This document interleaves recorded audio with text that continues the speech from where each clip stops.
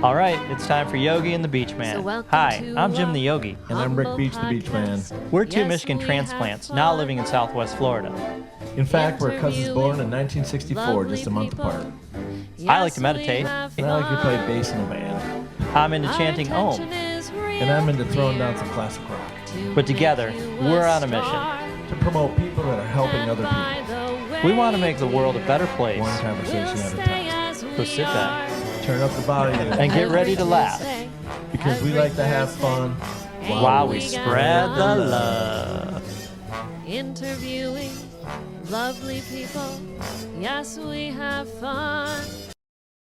Let me stop messing around with the background. I think you'll still be able to see crystals close up. So, whoops. Oh, yeah. Yeah, there you go. Definitely. I guess that's what matters. Okay. Yeah. Hi, guys. Hi. I just say unfortunately, because even though it's great to have all these nature people that want more nature medicine here, I really need more nature myself. So I actually try to get down to Florida as much as possible. I have family in Texas. I have a friend in Atlanta, so I try to get down that way some too, but I'm looking to move. So that's why I say unfortunately. I'm still here. What part of Florida do you go to? How far do I go in Where Florida? do you go? Where do you, when you come to Florida, where do you go? Well, the last time I was there, I went all along the West Coast. I'm actually from the Gulf Coast myself in Texas. And so I was looking at places where I could possibly settle there. I used to be a theater performer, so I used to do more shows in Florida than anywhere else. So I did a show in Sanibel years ago, like many, many years ago. And I loved Sanibel, and I really wanted to go back. The seashell shop there was probably my favorite place to spend all my extra time, besides being outside in the sun when I wasn't doing shows. So welcome back to this week's episode of Yogi and the BeachMan. Today we are with Laurelle Rethke. She's an author and spiritual growth consultant, also the owner of the Fairy Den in New York. Welcome to the show, Laurelle. Hi. Hi, nice to be here. Thanks for having me.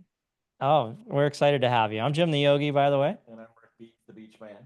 Yeah, we're so excited to have you. You got so many crystals and so much going on there. Tell us a little bit about what you do. Yeah. Well, as you said, I am an author of a book called Connecting with Crystals. Please forgive the slight blur on the screen. I can't figure out how to make that go away. And I have a crystal shop in Midtown Manhattan, but I work with crystals, energy medicine, sound healing, and meditation, astrology, and Qigong. So I have a lot of different tools that I utilize, but it's all to help people to connect more fully with themselves and the natural world around them. What's the last thing you said? Qigong? Qigong, yeah. I do a version of Qigong. I do a version of Qigong that's called Jining Qigong or Wisdom Qigong. And Qigong is, do you know what Tai Chi is? Mm-hmm. Yeah. So Tai Chi is one of the versions of Qigong. Qigong is a vast field that incorporates many, many different things. Yoga, Tai Chi, these would all be things that are considered versions of Qigong. It's just moving energy. And the kind of Qigong I do is considered a medical Qigong. So it's about moving energy to bring in better health and wellness. I've never heard of a medical Qigong. Yeah. That's pretty cool. Yeah, it's just learning to move energy, which is what, in my opinion, we're all here to do. We're just learning to move energy. And crystals are amazing tools for helping us to move energy, which is one of the reasons why so many people are drawn to them and work with them. Oh, there. If it's near my face, you can see it. You know, crystals really magnify energy and anything that they come into contact with. I kind of see, like, for instance, quartzes really raise our vibration and harmonize our energy. So they're like leveling up. And so many crystals have quartz within them that there's always this little bit of leveling up that happens with crystals in general, or at least the crystals that you would find to buy in a shop. So how does that work? How would quartz magnify energy from like the scientific Yeah. analytical view there? I mean, the first thing that people go to usually is the fact that it's piezoelectric. So piezoelectric just means with pressure, it creates an electrical pulse. And this is why quartz is used in watches, and we're familiar with like the old-fashioned watches that have them, but computers have them, receivers have them, we have them. We've got silicate throughout our body. We've got magnetite in our brain, apatite in our bones. All of these minerals that are a part of the crystals are also within us. So we truly are made from the elements of the earth, right? So when we bring a crystal into our energy field, there's actually an immediate exchange of electrons that helps us to release something and sort of soothe. And then some of them will come in, the minerals within the crystals will come into resonance with the minerals within our own body. And so sometimes this relates in a way that it will calm and soothe you, and other times it will energize and activate you. So it just depends on what crystal you're holding, what your intention is, because of course, where intention goes, energy flows. So if we intend to use it in a certain way, it will work more strongly in that way. But it's the piezoelectric effect that most people talk about, because just the pressure of holding a crystal in your hand creates that electrical pulse, and it starts to work with our electrical body. I just saw a video where they were using that piezoelectric element of crystals in China. They put them underneath these pads on the sidewalks. So when people walk on the pads, they put pressure on the crystals. The crystals are wrapped with wires. So now they're generating electricity, and the sidewalks are helping to power the city. Wow, I hadn't seen that one yet, but yes, Yeah. that makes total sense. I mean, people since the 70s have been writing books about how if you wrap a quartz crystal with copper wire, it creates even stronger electrical pulse, and they will use it for energy medicine. Mm-hmm. I feel like that's a lot of energy, and I really just prefer working with the stones alone myself. Yeah. But Yeah. it's totally, this is the thing. A lot of people say, oh, there's no science behind crystals. I'm like, well, there's no scientific studies that say crystals will work exactly in this way, because that doesn't really serve our current society.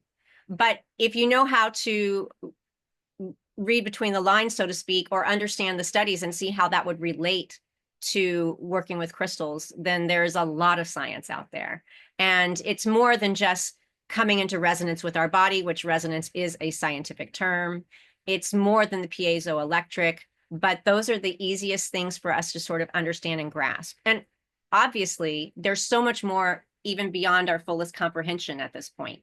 You know, Yeah, I wasn't trying to give you a hard time or maybe have you delve into something you're not so knowledgeable about, but it seems to me that if there was science that and this I'm going to put this in the form of a question. Mhm. So you have this crystal in your hand, and obviously if it hits resonance, you can measure that scientifically. Yes. Yes. So you said it interacts with those other elements, and so it makes sense to me that it does make sense to me. I've never had it explained like that before. But so then can you use a different or a similar instrument to measure that resonance that's happening in your body? Yes, and it has been measured. Different crystals have been measured. It's really difficult to get a hold of that research. However, I have seen like PDFs of a sheet that has the resonance amounts on it, but it's not really easy to access, let's say. Right. So are you familiar with Terrence Howard and his stuff he's done in? Terrence Howard, You know who that is? that name sounds familiar, but I can't say. He's an actor, number one. So normally I would just dismiss because I'm not into pop culture or taking any advice or influence from any actors. However, this dude's different. He's a physicist, a scientist, a mathematician, a Owns a number of philosopher. patents. I don't know if he has any, maybe he does. He does. And he basically had the periodic table of elements, and he put the resonance of each and every one of those, and it was right along the lines of what you're talking. Before I heard Terrence Howard talking about this on Rogan's show a year ago, I would have dismissed this as foolery. that kind of made me open up to it more. And now I'm beginning to see the science behind it, because I'm more of an analytical type scientific guy. Yeah, And well, so this is really interesting to me, how what you do for that reason. yeah, my dad was a scientist and my mom was an English teacher. And I sort of was always interested in both. How to marry science and spirituality. I'm just like, I came out of the womb talking about spirituality, apparently.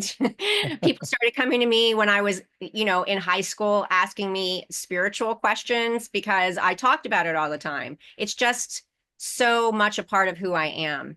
And but I love the idea of science. I don't have as much science as I would like to have, but I have looked at science a lot over my lifetime because I always am trying to figure out how to bring more scientific understanding, which is sort of how the West and much of the world really understands things at this point through the age of reason, so to speak, right? And how to bring the magic and the mystery back in. A lot of people are so very much about, oh, it has to be scientifically proven. And I'm like, well, did you scientifically prove love? I mean, at this point, they're doing a lot of research on the heart and how it's the largest energy field of the body, how we need heart resonance or coherence in order to, like when a mother and a child are relating to each other, they come into a heart coherence, and there's a sort of a mix of their energy fields where they can read each other's energy a bit. So there's a lot of science that's actually starting to prove and catch up to what the monks have known for millennia, right?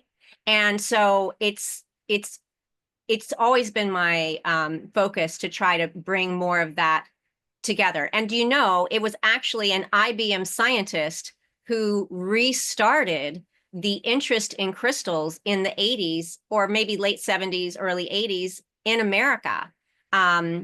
Marcel Vogel was the IBM scientist who started researching quartz because they were using it in computers. And he realized that a quartz crystal will hold and repeat a pattern. So if you give it a pattern to hold, it will hold and repeat that pattern until the pattern is stopped and it holds a new pattern. And so he was fascinated by that. And he went way into working with crystals, even shaping them into certain shapes that he felt would make them more powerful energy generators. So he's really who kickstarted the woo-woo crowd. That's kind of And I try not to be the woo-woo crowd. I really do always try to back up everything as much as I can with some scientific understanding, because I'm very much a mixture of a grounded spiritual person, right? And so I'm always looking for ways for us to understand better mentally what's going on. But again, at the end of the day, I mean, science has now proven, I'm not sure how, that our mind connects to 12 different dimensional realities. I don't even know how you would prove that scientifically, but there was a paper that came out almost a decade ago, I think, at this point, proving that. And if you look at the Vedic texts from India, they say that each of the energy fields around the body, not the subtle bodies, but each of the chakras or the energy centers within the body connect to a different dimensional reality. So when science is saying our mind does that, and ancient texts are saying that our energy centers of the body do that, it makes me go, okay, there's something there that's beyond my fullest comprehension anyway, that is understood for a long time, and we're starting to rediscover now. Yeah. Science did prove that the mother-child entanglement, so to say, by taking a bunny away from its mother, and this is an awful story, but they murdered the baby, and the moment they did it, the mother of the baby just went crazy, and they had anxiety, and then was mourning for the loss of its baby, and it didn't even know. I mean, it was right. in a It was different far place. away. Yeah. Well, this is what's fascinating about quantum physics, right? There's Mhm. the entanglement, and something can be all the way on the other side of the world, and that entanglement still exists. So Yes. Yeah. Oh, well, our grandmother, she was she had that going on with her. She would always know if something was going on, like with your mom or my mom. And she would get these. I was with her several times. She's, oh, something just happened.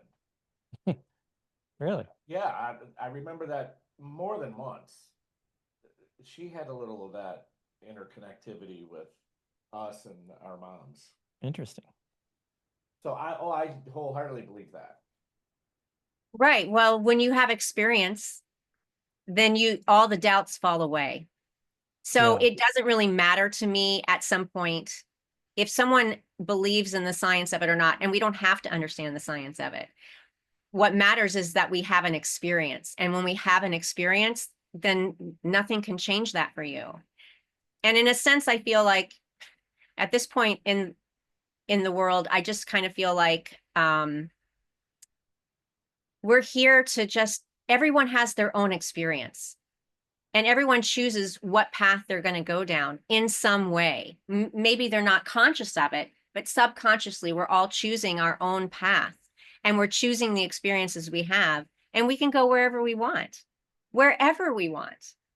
So it's interesting how troubling times can be really fascinating in our own personal spiritual journeys and getting more to the truth of who we are, letting go of the excess, and sort of coming home to the self. Very good. You mentioned that you use all these different tools for having people connect with themselves. Can you explain that?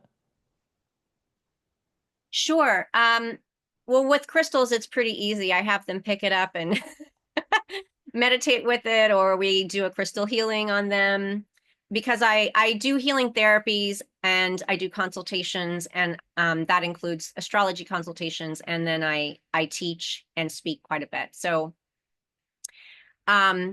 So with the crystals, that's a little easier, I suppose. Wait, what was the question again? The tools I use, right? Okay. No, not about the tools that you use, but what it Oh. means to connect with yourself. Because you said you use these Oh, tools to have people connect with themselves. what does that mean? Yeah. Well, that's an experiential thing. A lot of people, though, I started my mission for my whole business became how to connect more fully with myself, because when I was growing up, I felt so connected. I had family and friends right near me all the time. I was on a journey that I just really loved. I was dancing, which I really loved, and performing. And I just felt so connected to myself and the world and my expression. But then as you grow up and you start having to do things more in a business sense, let's say, it's not just playing anymore. You have to Adulting. adulting. Yeah, exactly. You have to start adulting. And over, I guess, maybe 15-year period, I started feeling like disconnected. I didn't feel as connected to myself. And I don't know if I even know how to explain that. I just felt like something was missing. And I wanted to feel connected again. And I didn't even know exactly what that meant. But I was like, well, if I want that for myself, then I want that for others as well. And that's going to be my mission. And When you were feeling that way, were you having like increased anxiety and stuff like that, or what were the symptoms of you falling away from that? I wasn't having increased anxiety. I think my anxiety was always there. But I think being in New York City, away from family, I still had a lot of really great friends. I think just the adulting was getting in the way of me being present and playful. And even though I did work I was conscious of being playful all the time and being connected in that way. I consciously made choices in my life to do that. But still, I just felt disconnected. My parents had passed away maybe 8 years before, 5 to 8 years before this point. And I think maybe I just sort of felt like the rug had been pulled out from underneath me. In other words, the way I would look at it now is my root chakra was completely obliterated when my parents passed. And so I was trying to rebuild that, and I just didn't have solid footing, so to speak. And I didn't feel as connected to myself as I had. And so I just wanted to take a journey to find out how to reconnect in that way.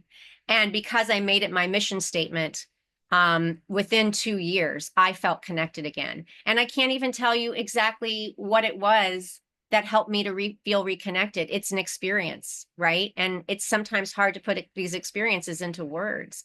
But I started talking to others about feeling connected, being in that flow, being present, and it just brought it back into my own life. And because I was helping others to have that, I've never lost it again.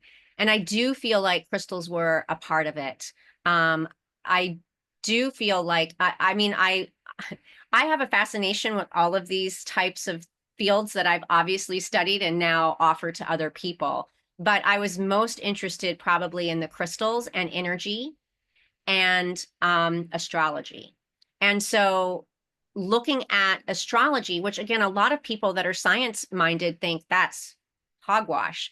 But my question is, why has it been used throughout time? It's so directly linked to astronomy. And there's a guy named Robert Temple who just wrote a new book. He's a scientist who wrote a new book called The New Science of Heaven.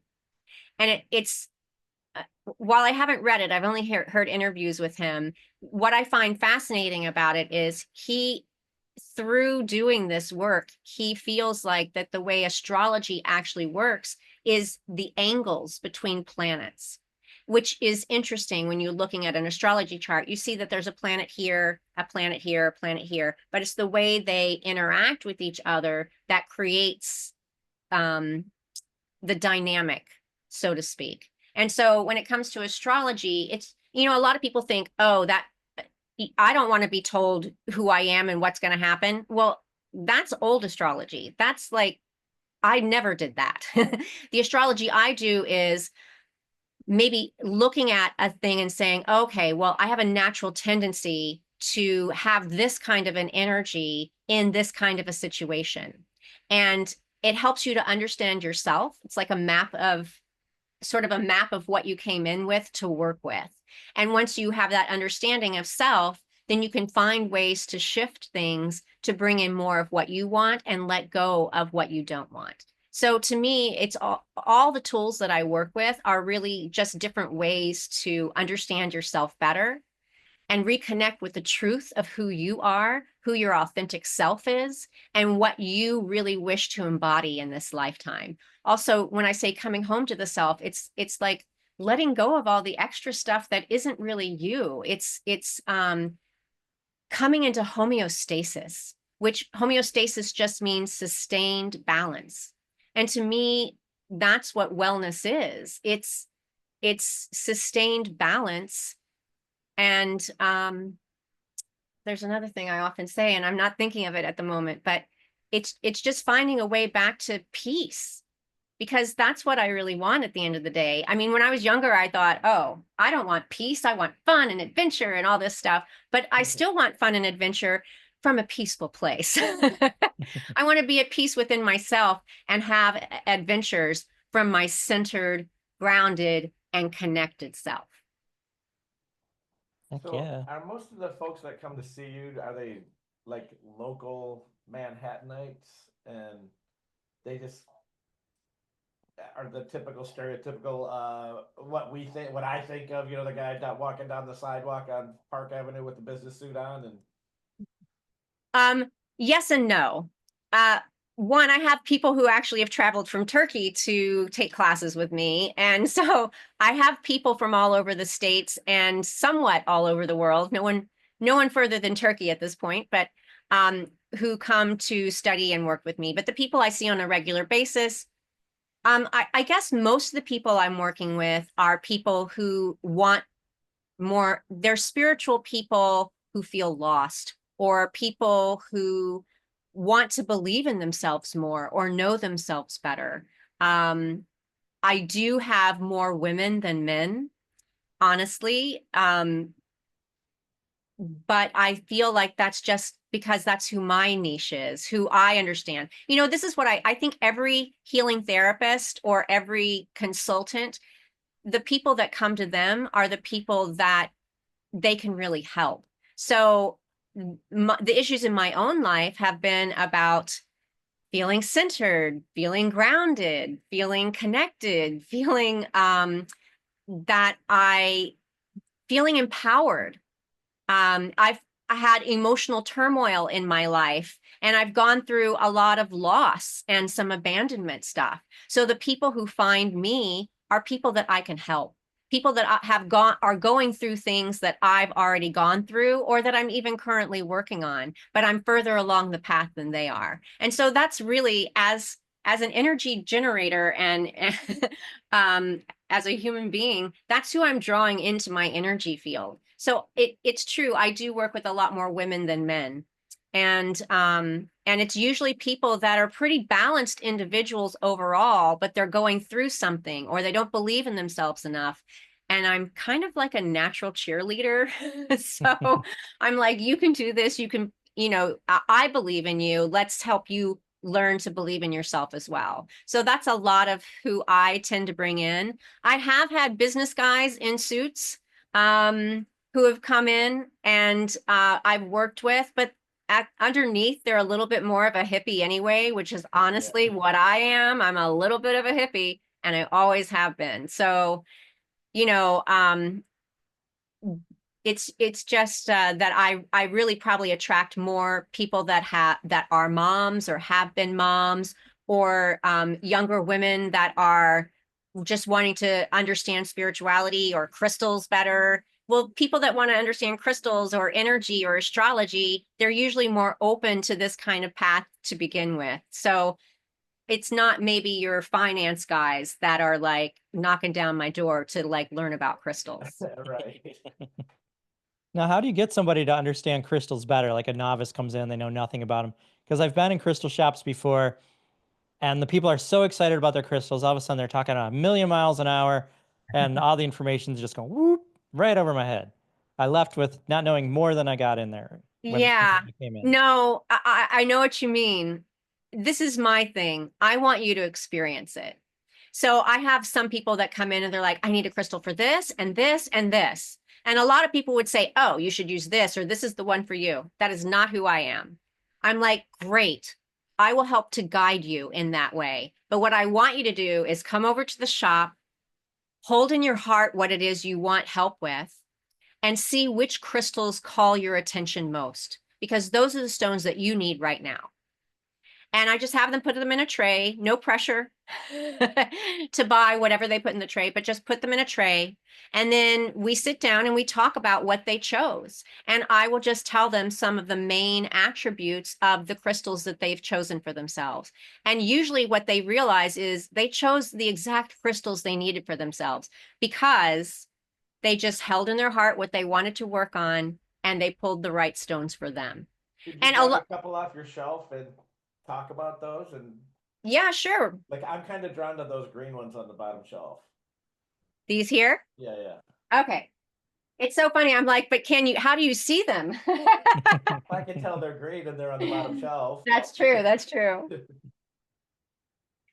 All right. So, oh gosh, I really have to figure out this blur thing that's happening. These are green calcites. And I think you can sort of see them. Yeah. Clear. They're good. Yeah, they're clear enough at this point, right? So calcite is a calcium carbonate mineral. And so because calcium carbonate is essentially the building block of everything on Earth. Shells are calcium carbonate. Aragonite is also calcium carbonate. But what do we know when we just hear the word calcium carbonate? Well, calcium, we know what calcium is somewhat in regards to how we have calcium in our own body. But then carbonate, carbonate's a really easy one for us to get a sense of how carbonate could work. What do you think of when I say carbonate? Luke Scott or Han Solo going into the carbon freeze on the with Jabba the Hutt. This is not May the 4th. Another thing that you think of. No, I think of carbon, the building block of life, and right. Okay. Good point. Good point. Most people, when I say carbonate, they think of carbonated soda. That's what I thought of. Oh, Okay, really? well, you I can didn't speak even, up too. I didn't All know right. that I had made that connection. Well, you're the science guy, so you went straight to carbon. Wow. But carbon, most people think of carbonated water. And so the way that carbonate works when it's a chemical interaction with calcium is sort of that bubbling up, moving energy sort of idea. And so the way that calcites work is the way I like to say it is it brings movement and flow to any place where there has been stagnation.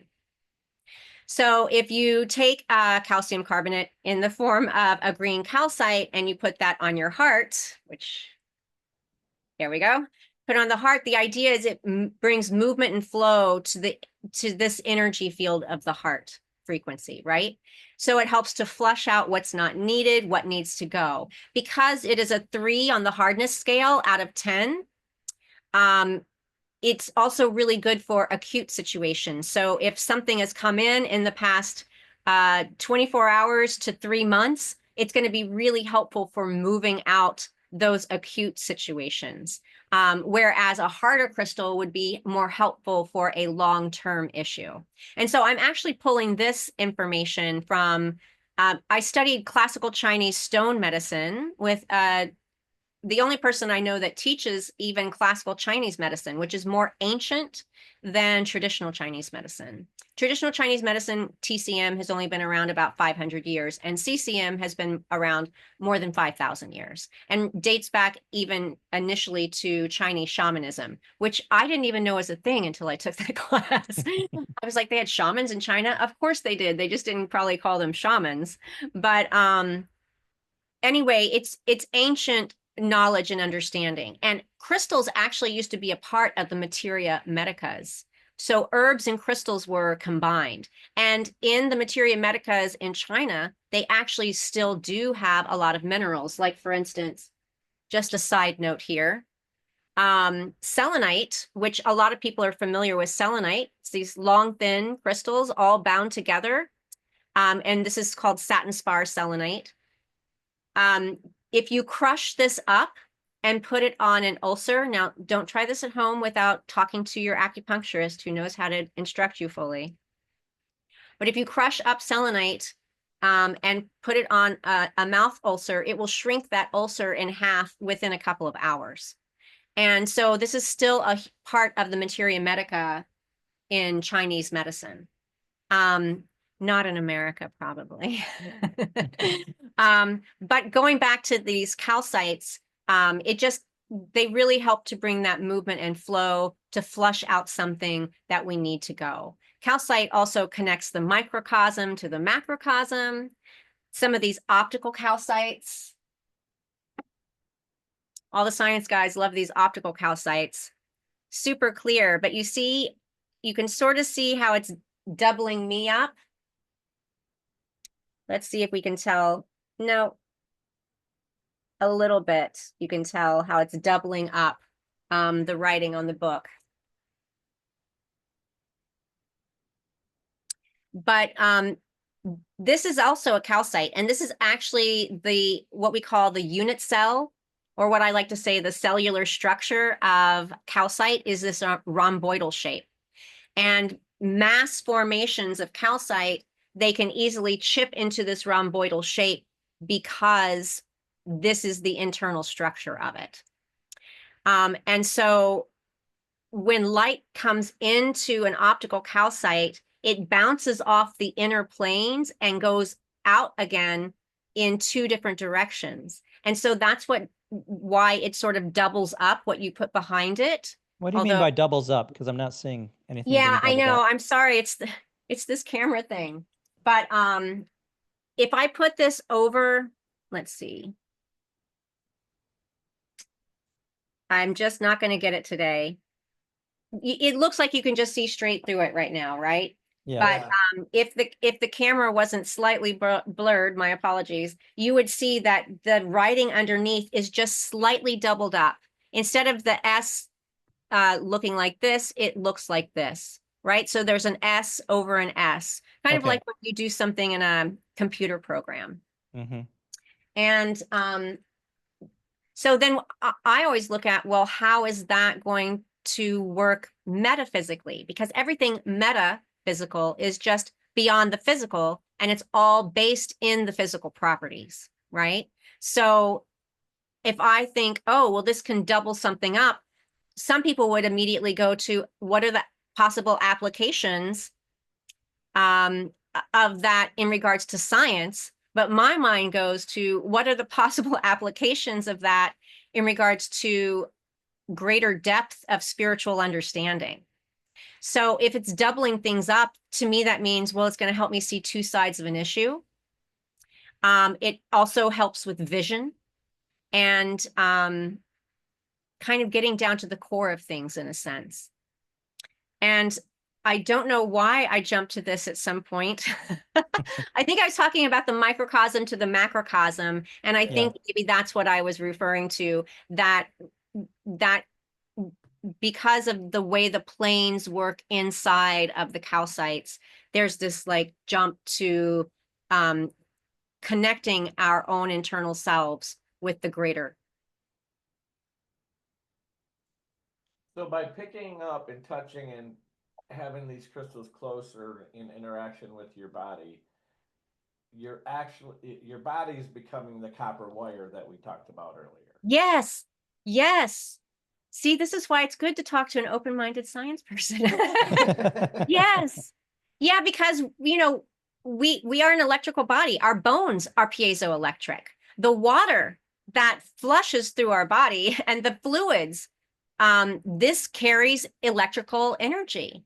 People don't think about water being a component of the electrical body, but it totally is.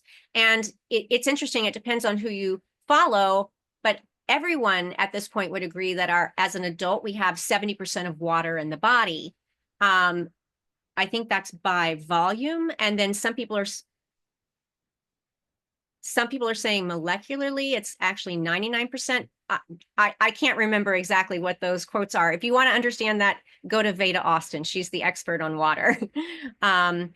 But they're pretty much saying we're pretty much all water at this point is how it's being seen. And so it's all to me, I've gotten to the point in my mind where I'm just like, we're just electrical beings. We're impulses. We're negative and positive charges. I mean, the masculine and feminine is just electric and magnetic. So to me, everything is electric and magnetic at this point.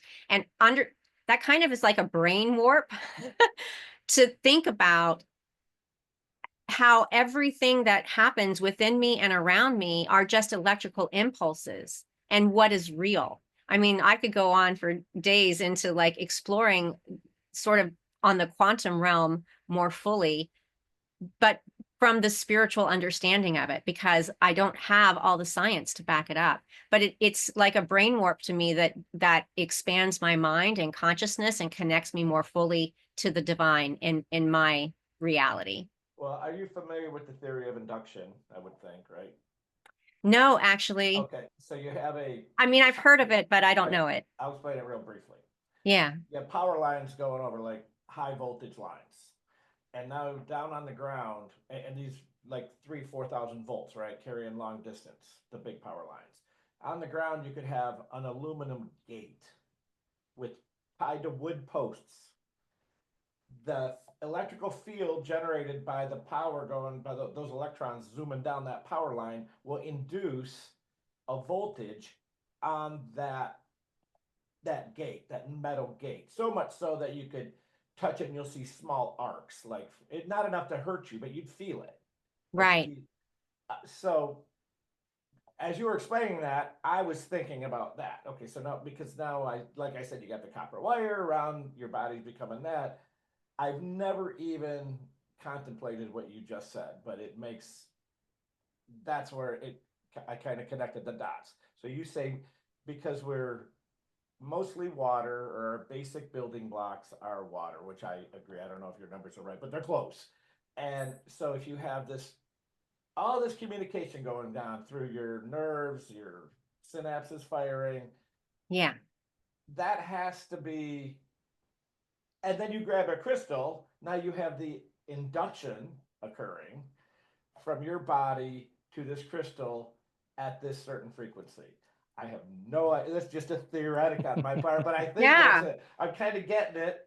And to be honest, it kind of making sense. Which normally I would not think that this would. Well, we're all having our mind blown on a No, daily basis lately. I feel Right. like, I mean, just hearing Veda Austin talk about water, and I can't regurgitate it, unfortunately, because it's not what sticks in my head. But it's fascinating, and when I listen to it, I can repeat it back immediately after. But holding on to it, it's because it is so mind blowing. I mean, we all are just. I feel like we're in a huge leap forward in society right now. Right? It's that time where we suddenly went from walking this way to walking this way. It's this huge, fast leap that's happening, and we're starting to understand things in a way we never have before as a society. I feel, at least Yeah. in America, the people I know, the people I'm talking to. Have you seen the book by the Japanese scientist? I think his last name is Emoto, and I Oh can't yeah, remember, where he takes water and takes a picture of the molecule right as it freezes. yes. Emoto is the original. Veda is the update. Okay. Yeah. And I go used to ahead. actually talk about Emoto a lot when I would teach classes, because I was showing the water crystals and sort of how they were created. And I was like, a lot of people think it's pseudoscience, but this is what the experience was, and this is what was happening. Hmm. And it's pretty phenomenal. There's the whole story about the jar of rice, where you say "you fool" to one jar of rice and "I love you" to another jar of rice. And the jar of rice, I think it's fermented rice. The jar of rice that you say "I love you" to stays healthy and edible, and the jar of rice that you say "you fool" to actually starts disintegrating and decaying, and it's not edible over a month-long period. So Emoto went beyond just water crystals, but of course, fermenting rice has that water element to it. So I'm sure a lot of people listening to it are going, "What is it? What is the Emoto thing? What is that?" Do you want to briefly share what that Yeah, was? sure. Masaru Emoto is a Japanese researcher. I believe it was from the 80s, but don't quote me on that. Definitely by the 90s. He was doing water experiments where he would freeze water from different locations. He had a special method that he used, and the water would come out in different shapes depending on where it was from. So then he started experimenting with it, and he would put writing that said love or peace or harmony, and he would what's the word? He would put it where he would put it on the container, essentially, Hmm. of the water, and freeze it, and it would have different shapes depending on that. When you're saying different shapes, you're talking about the crystalline structure that's Crystallized, there yes, when Yeah. it freezes and changes state from liquid yes. to solid. They would change into different crystalline formations, and they were beautiful. But then if he would put "you fool" on it, it would look like this. So That's the water exactly what it looked like in the book. the water molecule went from looking like a beautiful snowflake to Yeah. so Deformed and deformed, unhealthy, not well structured. hmm So it's fascinating. And he wrote, I mean, he probably, I know he's got at least 8 books out, sort of going over all of the different experiments he did. Well, Veda Austin, there have been other people who've experimented with water since then. I mean, maybe this was the 90s, maybe when his first book came out, but it was really a big deal in the spiritual community that hmm water held structure, and we're learning more and more. I mean, Veda Austin is, in my opinion, proven that water not only holds memory, but it holds consciousness, and it will respond to you. Um, Yeah, because if a molecule can be changed by an affirmation or an intention, and our body's 70, 80, 90% water, then our bodies are going to change by the intention or the affirmation, yes. right? Yes, which is why a lot of people talk about positive thinking and all of that stuff. Because it shifts what we're sending out. But of course, you can't just think positively.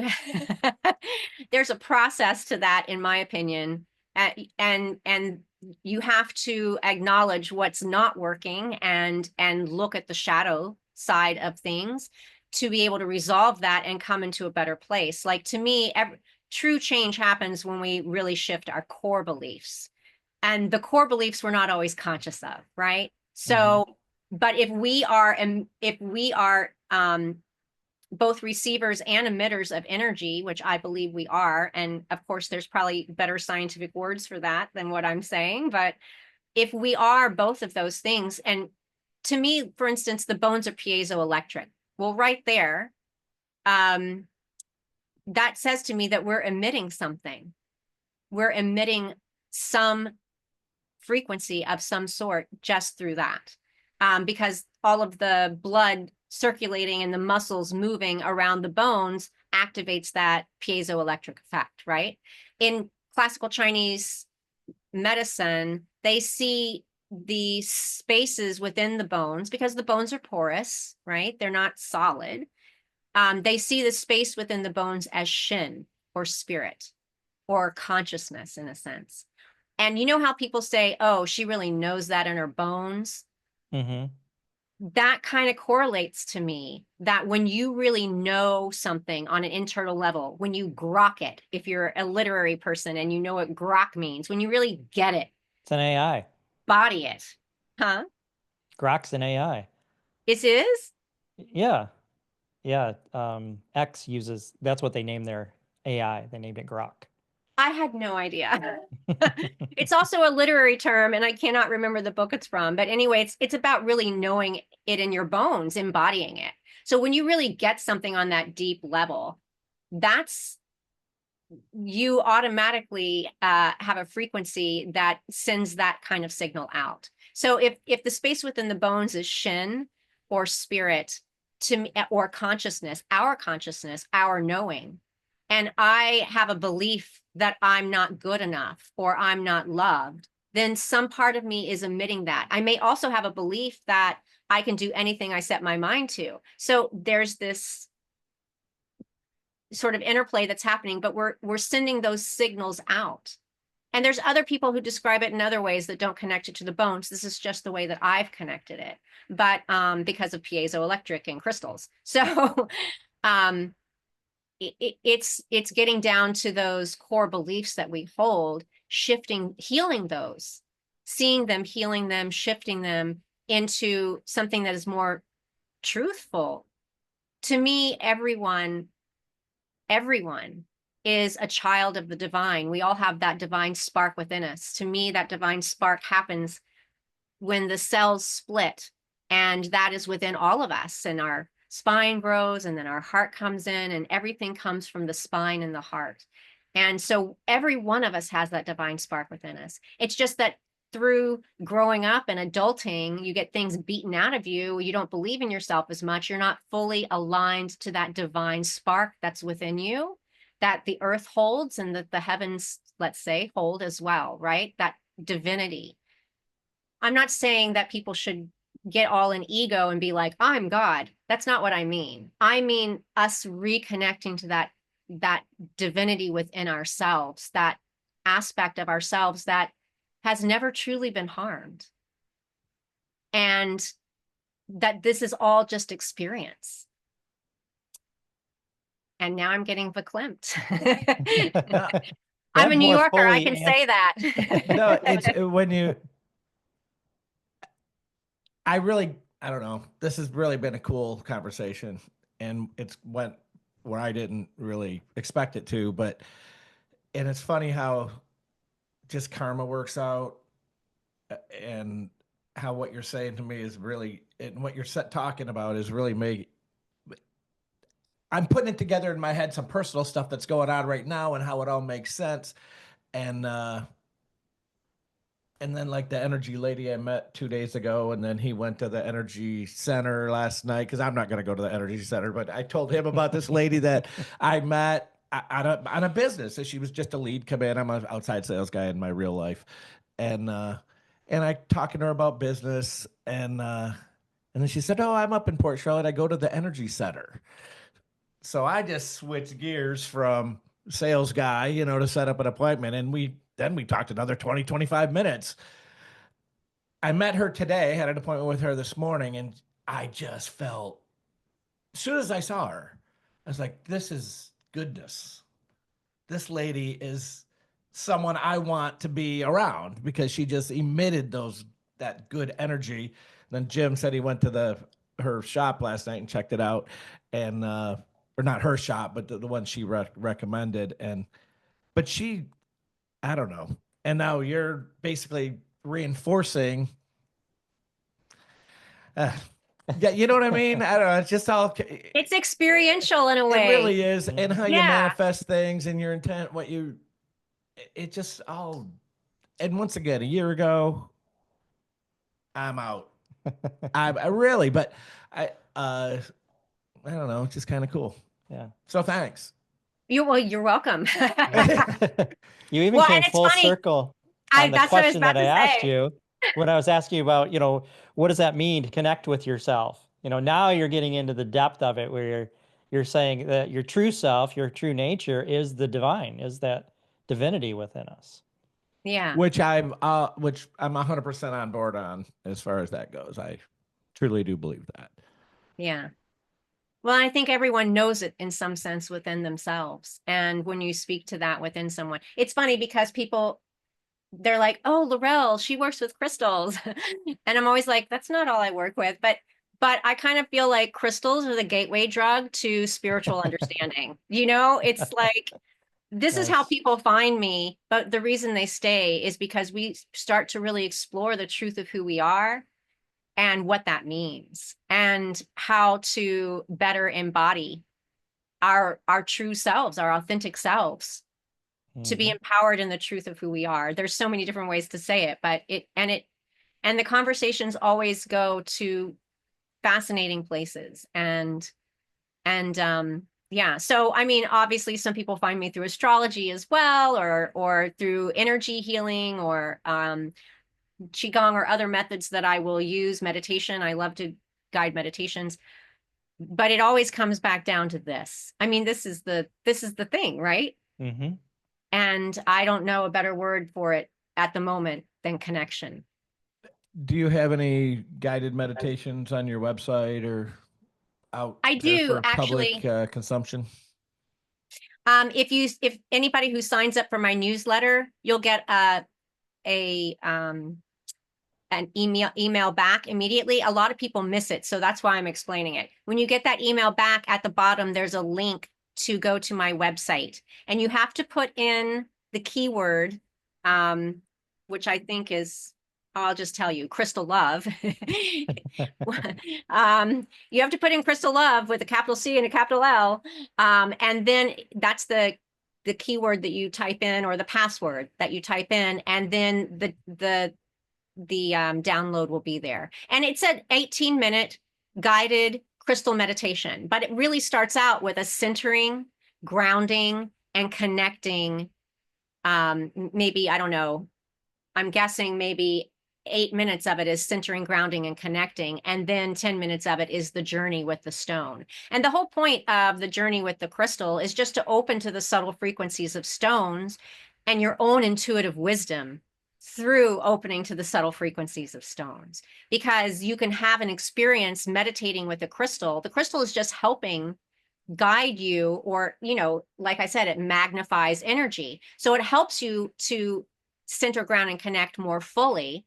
But then as you feel the energy of the stone moving within you and on you, it will bring you on some kind of journey. Most people will have some kind of visual journey, or they'll have thoughts come up, or feelings that start to embody them. And then they look at how the stone is known to work, and they'll see a correlation. They'll see how the stone was actually, the internal workings of the stone, let's say, how that was communicating with them, and the journey that it brought them on. So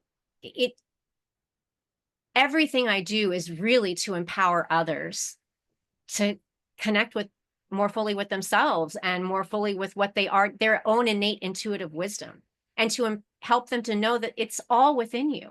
Because I was always like, what do you mean it's all within me? In my 20s, people would be like, know thyself. I'm like, what does that even mean? Like, I know who I am. What are you talking about? But you can't really understand what know thyself means until you've journeyed more fully into the self. And that's experience. That takes in our time-space continuum, that takes time.